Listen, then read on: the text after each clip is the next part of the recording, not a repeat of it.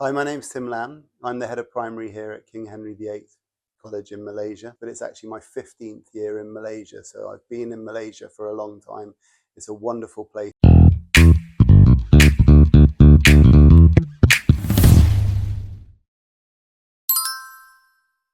Yep, so we're a British international school, so we follow the British curriculum, which means that we follow that quite strictly with our English and our maths, and then we have what's called an integrated curriculum, which is where we put our science with our topic learning. So it's basically all the humanities subjects and our science subjects.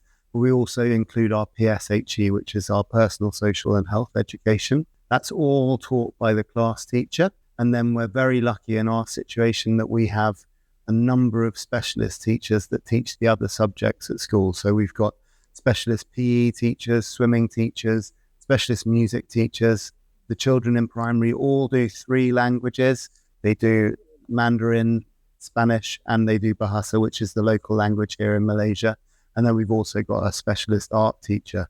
So they get lots and lots of specialist teaching in addition to those core curriculum subjects. We stand by 3 main values at King Henry VIII, which are responsibility, respect, and resilience. And they're really key in everything that the children do. So a lot of our star student winners each week, they'll be linked to those core values that we have at school. In terms of our motto, it's they achieve because they believe they can. And I think what lies underneath that is really the idea that it's okay for children to make mistakes because that's how learning happens. And we want them to be able to do that. In primary, I personally have a bit of a philosophy that is I just want the children to love to learn. I want them to love coming to school. I want them to come into school and just enjoy the whole experience. And we're very lucky that we've got children that do that. We're a sort of nursery through to year 13 school. So nursery is for children 3+, and that means that they have to have turned 3 by the time they enter school. Sometimes we'll take them in the year group where they might not be in nursery year group yet, but there's always an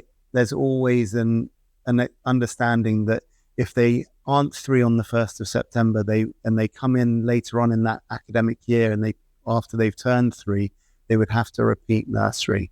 So 3 is the youngest that will take them, and actually that's a really good age for them to sort of get into that early years foundation stage. So yeah, if they're older children, we've got something called the ELP, which is the English language program. So that's actually operates in the bottom end of the senior school.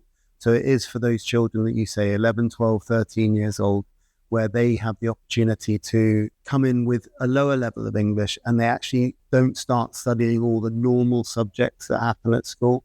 They actually have a real focus on English language. In primary, we don't have that, but we do have an entry that we say, actually, if they've got lower English, we'll accept them as long as they can understand what's going on in the classroom.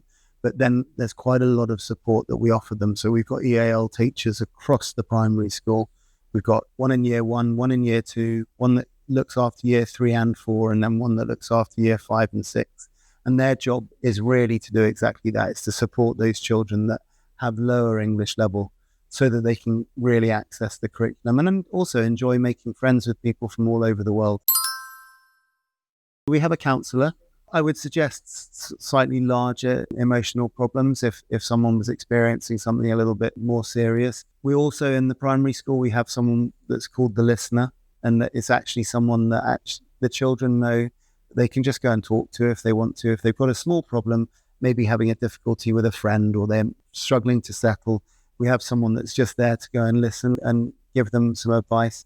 And actually, one of the things that we would definitely sort of suggest is that all of our jobs as teachers is really to be that person that's able to listen and just be there for the children. So there are, a number of people that have different specific roles, but actually every teacher has a role that is there to look after and care for the children. It's a really good question that people have asked me quite a lot. I think, there are some obvious things that are great strengths. We've got a wonderful facility here. We've got an amazing camp, and actually the fact that we're linked to another school in the UK is a really good strength. It means that we sort of build those really strong ties with Christ College Brecon in the UK. I'm going to say the children are the greatest strength. I think a school is made up. You can have wonderful facilities, you can have a wonderful campus, but a school really is the makeup of a school depends on the children sort of being the right kind of children and actually them having a love for learning, but also them loving each other and having real empathy towards each other and enjoying being around each other is probably the greatest strength of the school. And that's supported by some really great teachers that care deeply about what they're doing and who they're working with.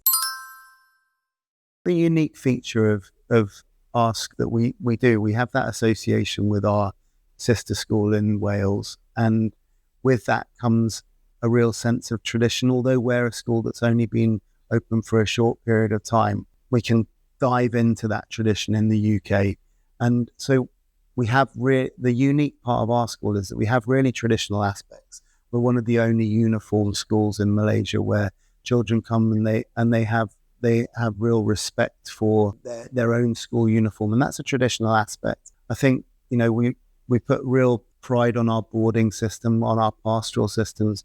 Those are unique things. There aren't many boarding schools here in Malaysia that offer the way that we do, and I think they make King Henry VIII. We're a new school, but we're already sort of making our own waves, I would suggest, in Malaysian international schools, and we're very proud of sort of what we've achieved already. So yeah, we're very lucky that we're a member of different groups. So within Malaysia, you talked about there being over 200 international schools in Malaysia. We're part of AIMS, which is the Association of International Malaysian Schools. And so we get to do a lot of activities through that. So the children go off to language competitions, they go to big singing competitions, they represent in different sports events, they have a maths challenge that they go to each year. So there are lots of things through those. There's also the association with FOBASIA, which is the Federation of British Schools in Asia. And so the children go off once a year. They go to Thailand to compete in a 5-day sports competition with lots of children from other schools.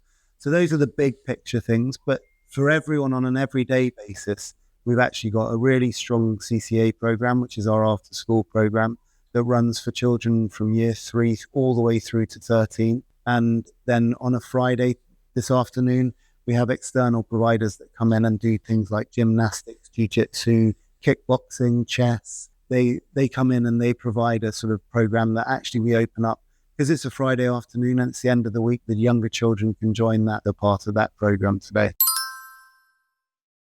Well, I think the first benefit is that they feel a sense of ownership. They feel a sense of belonging to the school. And that's something that we feel is really important. We want the children. We talk quite a lot at school about what does a student look like when they leave, what's their sort of sense of belonging to the fact that they've been at Gate. So that's a real benefit that the children take with them. I think that obviously for our families that come from overseas, one of the things that all those parents want is they want their children to be in a British curriculum, but they also want to come out with really strong English. And I think that is another real benefit that a lot of the children take. And so once they establish those really core English skills and language skills, it allows them to access some really great teaching that happens at school and some great opportunities through that learning. So I think, yeah, those are the key benefits that the children take. And I know that I look back fondly on my own school years and have a real sense of belonging to where I was at school. And I think that's actually what we want the children leaving King Henry VIII to say, that was a really important part of my life. And that this is what King Henry VIII did to set me up so that I'm ready to take on whatever the next challenges are in life. Hi there, everyone. We're really excited about coming to COEX next week in Korea. It's my first time visiting Seoul, and I'm really, really excited about bringing King Henry VIII over there and being able to share with you what a wonderful school we've got here. COEX로 오세요. 알아요까 함께합니다.